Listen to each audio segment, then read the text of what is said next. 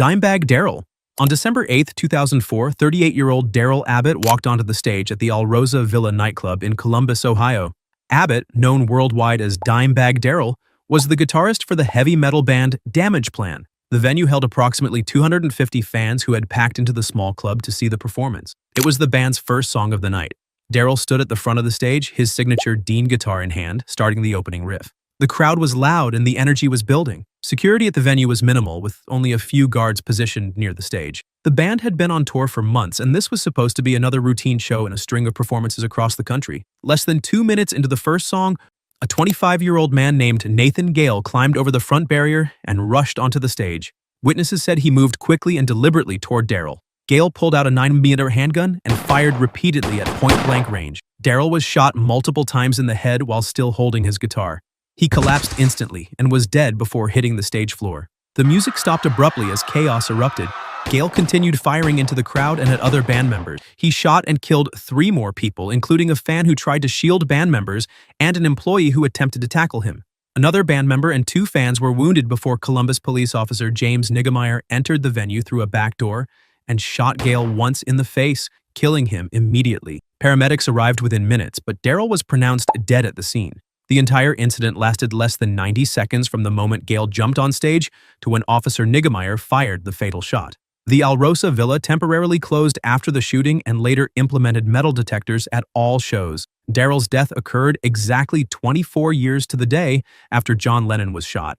He was buried with one of Eddie Van Halen's guitars placed in his casket, Nick Menza. On May 21, 2016, 51-year-old drummer Nick Menza was performing with his band OHM at the Baked Potato Jazz Club in Studio City, California. Menza was best known as the drummer for Megadeth during the band's most successful period in the early 1990s. The small venue held fewer than 100 people, and Menza was 3 songs into the set. He had been dealing with heart problems for years and had undergone surgery to replace a faulty heart valve, but continued touring and performing regularly. Friends said he seemed in good spirits that evening and was excited to be playing again.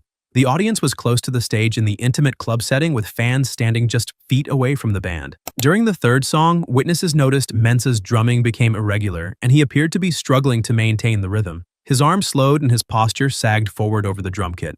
Other band members glanced back at him but continued playing, initially thinking he was having equipment issues. Then Menza suddenly collapsed backward off his drum stool and fell onto the stage floor. The music stopped immediately. Band members rushed to his side along with several audience members who had medical training. Someone called 911 while others began performing CPR.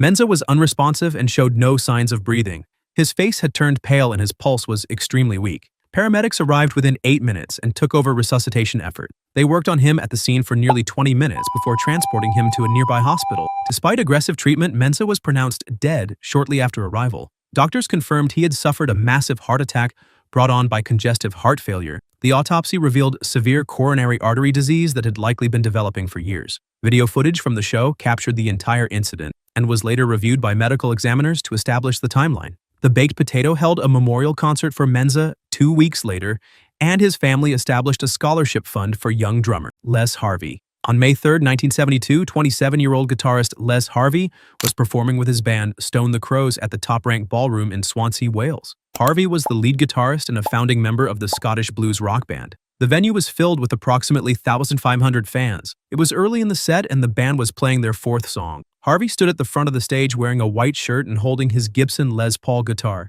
The sound system was powerful and the stage was wet from condensation and spilled drinks. Lighting equipment hung overhead and cables snaked across the stage floor, connecting amplifiers and microphones. The band had been touring extensively throughout the UK, and this was the 2nd night of a short Welsh tour. During a guitar solo, Harvey reached out to adjust his microphone stand. His hand made contact with the metal microphone while his other hand was still touching the strings of his guitar. Both the microphone and the guitar were improperly grounded with faulty electrical wiring that had gone unnoticed during the sound check. The moment Harvey touched the microphone, 240 volts of electricity surged through his body. The current entered through his hand on the microphone and exited through his hand on the guitar, passing directly through his chest and heart. He was thrown backward violently and collapsed on the stage. Band members and crew rushed to him immediately but were initially afraid to touch him, unsure if he was still conducting electricity. The power was cut within seconds and someone began attempting CPR. Witnesses said Harvey's body convulsed several times before going still. His skin showed visible burn marks where the electricity had entered and exited his hand. Emergency services were called, but the venue was in a difficult location to access quickly. By the time paramedics arrived approximately 12 minutes later, Harvey showed no vital signs. He was transported to Morriston Hospital, where doctors attempted resuscitation for over 30 minutes. Harvey was officially pronounced dead from electrocution at 11:47 p.m. The investigation revealed that the venue's electrical system was outdated and multiple pieces of equipment lacked proper grounding. Stone the Crows disbanded following Harvey's death. The incident led to widespread changes in electrical safety standards for concert venues across the UK, including mandatory grounding checks and the introduction of residual current devices for all stage equipment. Johnny Ace. On December 25, 1954, 25-year-old singer Johnny Ace was backstage at the City Auditorium in Houston, Texas. Ace, whose real name was John Marshall Alexander Jr., had 3 hit records on the R&B charts and was one of the most popular black singers in America. He was scheduled to perform at a Christmas night concert alongside Big Mama Thornton and Willie Mae Thornton. The backstage area was crowded with performers, band members, and promoters waiting for showtime. Ace had a reputation for playing around with guns and had been drinking earlier in the evening. Someone had given him a .22 caliber revolver, and he was showing it off to people in his dressing room. Band members later said he had been waving it around casually and joking about Russian roulette. During a break between sets, Ace was sitting in his dressing room with several band members and his girlfriend. Witnesses said he was spinning the cylinder of the revolver and pointing it at different people while laughing. Someone told him to stop playing with the gun, but Ace ignored the warning. He spun the cylinder again, placed the barrel against his left temple, and said something about showing everyone that the gun was not loaded. Then he pulled the trigger. The gun fired. Ace was shot in the head and fell forward immediately. Blood poured from the wound on his temple. People in the room screamed, and several rushed to help him while others ran to get help. Ace was still breathing but unconscious with a weak pulse. An ambulance arrived within minutes and paramedics transported him to Jefferson Davis Hospital. Doctors performed emergency surgery to remove the bullet and reduce brain swelling, but the damage was too severe. Johnny Ace died at 2:15 a.m. on December 26th without regaining consciousness. Police classified the death as accidental and no charges were filed. The gun was later determined to have had 1 bullet in the chamber when Ace pulled the trigger. His death occurred between sets and the concert continued after his body was removed from the venue. His posthumously released single reached #1 on the R&B charts. The incident became one of the most well-known accidental deaths in music history and added to his legend as a rising star whose career ended tragically at its peak. Vinícius Gomes. On July 7, 2018, 23-year-old Brazilian singer Venicius Gomez was performing at a private party in Maio de Porão, a city in São Paulo state. Gomez was a rising star in the forró music scene, a popular genre in northeastern Brazil. The event was a birthday celebration held at a ranch with approximately 200 guests. Gomes had been hired to perform a 2-hour set and was about 45 minutes into his performance. The party was outdoors with temporary staging and sound equipment set up specifically for the event. Weather conditions had been unstable throughout the day with dark clouds forming in the distance. Lightning had been spotted on the horizon, but the party continued as the storm appeared to be several miles away. As Gomez sang into the microphone, the sky darkened rapidly, and the first drops of rain began to fall. Some guests started moving toward covered areas, but the majority of the crowd remained near the stage. Gomes continued performing despite the worsening weather. Then, a bright flash of lightning struck the metal structure supporting the stage's sound equipment. The electrical surge traveled through the wiring directly to the microphone Gomes was holding. Witnesses described seeing a blinding flash of light and hearing an explosive crack that was louder than any thunder. Gomes was lifted off the ground by the force of the strike and thrown backwards several feet. He landed motionless on the stage. The entire power system for the party failed instantly, and the area went dark except for the continued lightning overhead. Multiple people rushed to Gomez but were initially unable to reach him, as the metal equipment around him was still dangerously charged. Within a minute, once it was deemed safe, partygoers pulled him away from the electrical equipment and began CPR. His body showed severe burns on his hand where he had been gripping the microphone and on his chest where the current had passed through. Emergency services were called immediately, but the remote location and storm conditions delayed their arrival. Paramedics reached the scene approximately 22 minutes after the strike. Gomes was not breathing and had no pulse. Despite extended resuscitation efforts, he was pronounced dead at the scene.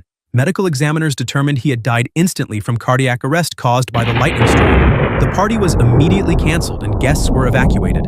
Video footage of the incident captured by partygoers went viral on Brazilian social media, leading to widespread discussions about performing during storms. Authorities used the case to emphasize safety protocols for outdoor events and the importance of evacuating when lightning is visible. Irma Bule. On April 4, 2016, 29-year-old dangdut singer Irma Bule was performing at a concert in Karawang, West Java, Indonesia.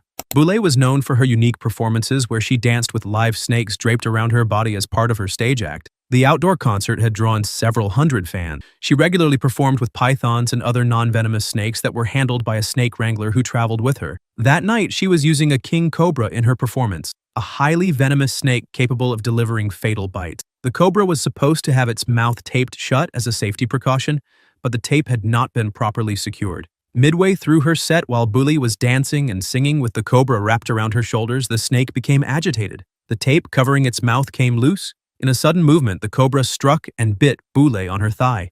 She flinched and stumbled slightly but continued performing. Audience members who noticed the bite assumed it was part of the act. The snake wrangler rushed onto the stage to remove the cobra, but Bule waved him off and kept singing. She finished the song and started another. By the second song after the bite, her movements became slower and less coordinated. Witnesses said she was sweating heavily and appeared to be struggling to remember lyrics. Approximately 45 minutes after the bite, Bule began having visible seizures on stage. She dropped the microphone and collapsed.